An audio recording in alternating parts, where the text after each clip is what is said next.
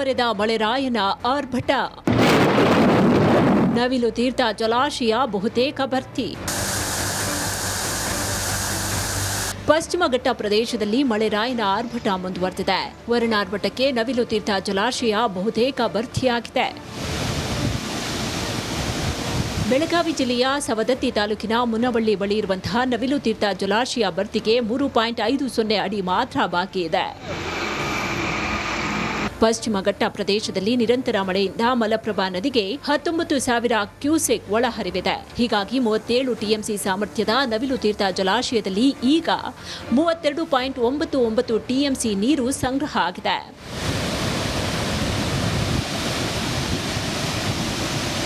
ಸದ್ಯ ಜಲಾಶಯದಿಂದ 15,000 ಕ್ಯೂಸೆಕ್ ನೀರನ್ನ ನದಿಗೆ ಬಿಡುಗಡೆ ಮಾಡಲಾಗಿದ್ದು, ಮಲಪ್ರಭಾ ನದಿ ಪಾತ್ರದ ಜನರಿಗೆ ಪ್ರವಾಹದ ಆತಂಕ ಎದುರಾಗಿದೆ. ಇನ್ನು ಮಲಪ್ರಭಾ ಆರ್ಭಟಕ್ಕೆ ಹಲವು ಕೃಷಿ ಜಮೀನುಗಳು ಸಂಪೂರ್ಣ ಜಲಾವೃತವಾಗಿವೆ.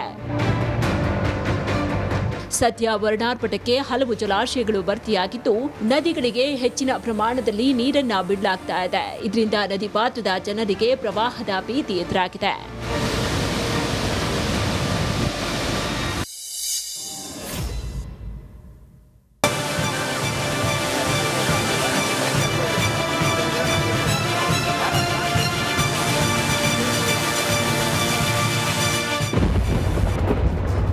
ಉಕ್ಕಿ ಹರಿಯುತ್ತಿರುವ ತುಂಗಭದ್ರಾ ನದಿಯಲ್ಲಿ ಮೀನು ಹಿಡಿಯುವ ದುಸ್ಸಾಹಸ.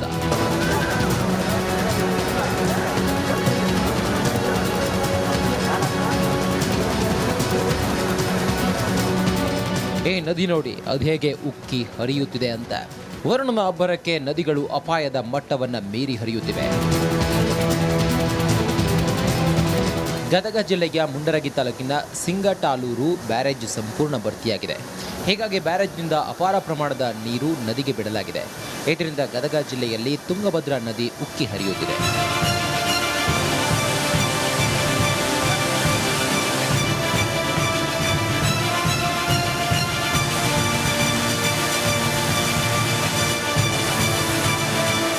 ಇನ್ನು ಉಕ್ಕಿ ಹರಿಯುವ ನದಿಯಲ್ಲೇ ಮೀನುಗಳನ್ನು ಹಿಡಿಯುವ ದುಸ್ಸಾಹಸಕ್ಕೆ ಮೀನುಗಾರರು ಮುಂದಾಗಿದ್ದಾರೆ.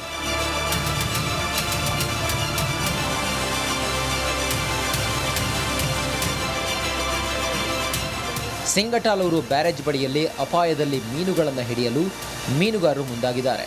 ಆದರೆ ನದಿ ನೀರು ಮಾತ್ರ ಸಮುದ್ರದ ಅಲೆಯಂತೆ ನದಿಯ ದಡಕ್ಕೆ ಬಂದು ಅಪ್ಪಳಿಸುತ್ತಿದೆ. ಹೀಗಾಗಿ ಸ್ವಲ್ಪ ಹೆಚ್ಚು ಕಡಿಮೆ ಆದರೂ ಮೀನುಗಾರರು ನೀರು ಪಾಲಾಗೋದು ಮಾತ್ರ ಫಿಕ್ಸ್ ಎನ್ನುವಂತಾಗ್ತಿದೆ.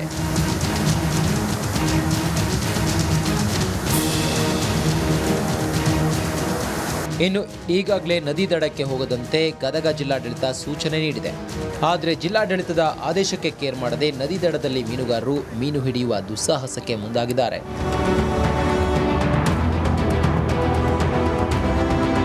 ಇನ್ನಾದರೂ ಗದಗ ಜಿಲ್ಲಾಡಳಿತ ಈ ಬಗ್ಗೆ ನಿಗಾ ವಹಿಸಬೇಕು. ಇಲ್ಲವಾದರೆ ದೊಡ್ಡ ಅನಾಹುತ ಸಂಭವಿಸೋದು ಮಾತ್ರ ಪಕ್ಕಾ ಅನ್ನುವಂತಾಗಿದೆ.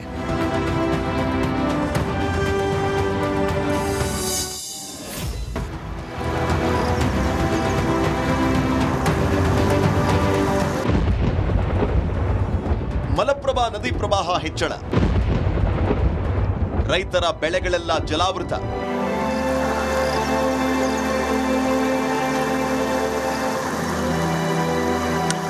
ನಿರಂತರ ಮಳೆಯ ಅಬ್ಬರಕ್ಕೆ ಹಲವು ನದಿಗಳು ಪ್ರವಾಹದ ಮಟ್ಟ ಮೀರಿ ಹರಿಯುತ್ತಿವೆ. ಸದ್ಯ ಮಲಪ್ರಭಾ ನದಿಯಿಂದ ಭಾರೀ ಪ್ರವಾಹ ಉಂಟಾಗಿದೆ. ಕಣ್ಣು ಹಾಯಿಸಿದ ಕಡೆಯಲ್ಲೆಲ್ಲ ನೀರೇ ನೀರು ಎನ್ನುವಂತಾಗಿದೆ.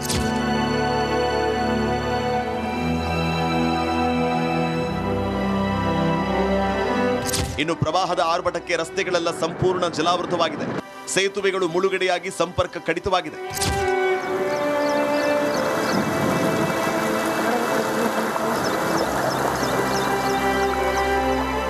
ಪ್ರವಾಹಕ್ಕೆ ಮಲಪ್ರಭಾ ತೀರದ ರೈತರ ಬೆಳೆಗಳು ಜಲಾಹುತಿಯಾಗಿದ್ದು, ಗೋವಿನ ಜೋಳದ ಹೊಲ ಸಂಪೂರ್ಣ ಕೆರೆಯಂತಾಗಿದೆ.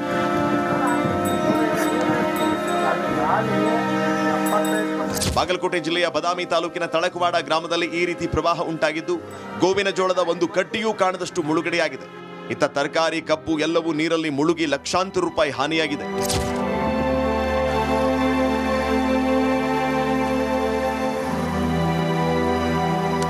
ವರುಣದೇವನ ಅವಕೃಪೆಗೆ ಬಾಗಲಕೋಟೆ ಜನ ತತ್ತರಿಸಿ ಹೋಗಿದ್ದಾರೆ. ಮಳೆರಾಯ ಮತ್ತಷ್ಟು ಅವಾಂತರವನ್ನ ಸೃಷ್ಟಿಸೋ ಸೂಚನೆ ಕೂಡ ನೀಡಿದಂತಿದೆ.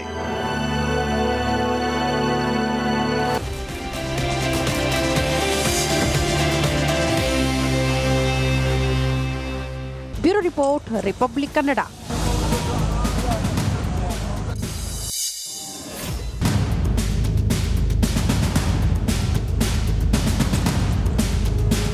ಒಂದ್ ಕಡೆ ಅಬ್ಬರಿಸಿ ಬೊಬ್ಬಿರಿಯುತ್ತಿರುವ ಮಳೆರಾಯ, ಮತ್ತೊಂದು ಕಡೆ ಮೇಘ ಸ್ಫೋಟಕ್ಕೆ ಕುಸಿಯುತ್ತಿರುವ ಗುಡ್ಡಗಳು. ನೈಸರ್ಗಿಕ ವಿಕೋಪದ ಸುಳಿಯಲ್ಲಿ ಸಿಲುಕಿ ನಲುಗುತ್ತಿದೆ ದೇವಭೂಮಿ Uttarakhand Kedarnath.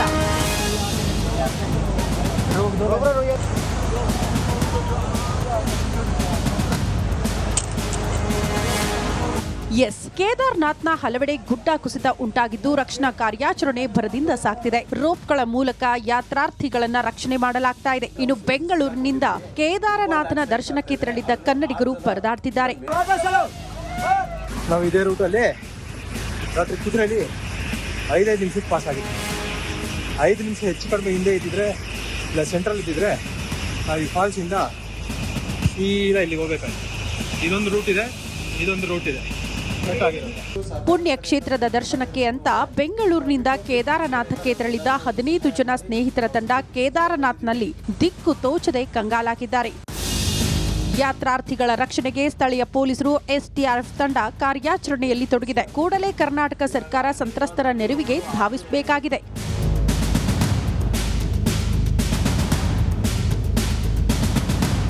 Bureau report, Republic Kannada.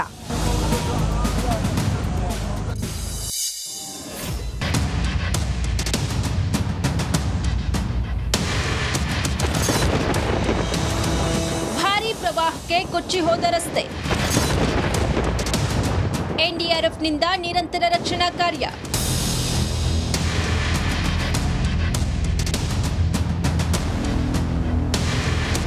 Himachal ಪ್ರದೇಶದಲ್ಲಿ ವರುಣನ ಆರ್ಭಟಕ್ಕೆ ಭಾರೀ ಪ್ರವಾಹವೇ ಉಂಟಾಗಿದೆ.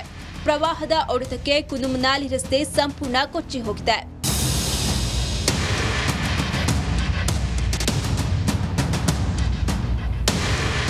ಇನ್ನು ಪ್ರವಾಹದಲ್ಲಿ ಸಿಲುಕಿದವರನ್ನ ಎನ್ಡಿಆರ್ಎಫ್ ತಂಡ ರಕ್ಷಣೆ ಮಾಡ್ತಿದೆ.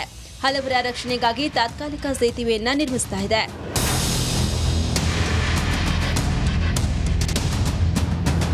ಇತ್ತ ನಿರಂತರ ಮಳೆಗೆ ಬೆಟ್ಟಗುಡ್ಡಗಳಿಂದ ರಸ್ತೆಗೆ ನೀರು ಹರಿದು ರಸ್ತೆಗಳು ಬಿರುಕು ಬಿಟ್ಟಿವೆ. ಸದ್ಯ ಬಿರುಕು ಬಿಟ್ಟ ರಸ್ತೆಯಲ್ಲಿ ಎನ್ಡಿಆರ್ಎಫ್ ತಂಡ ಅಲರ್ಟ್ ಆಗಿದ್ದು ರಸ್ತೆಯ ಬಿರುಕನ್ನ ಮುಚ್ಚುವ ಕೆಲಸವನ್ನ ಮಾಡ್ತಿದೆ.